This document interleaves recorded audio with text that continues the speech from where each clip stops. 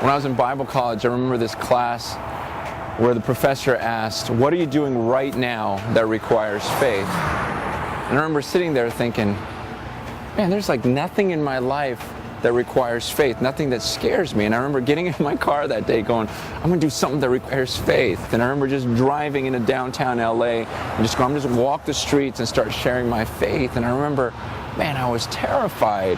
And yet those were some of the greatest times of my life. I started going back week after week, and I remember just seeing God come through in ways that I'd never experienced before.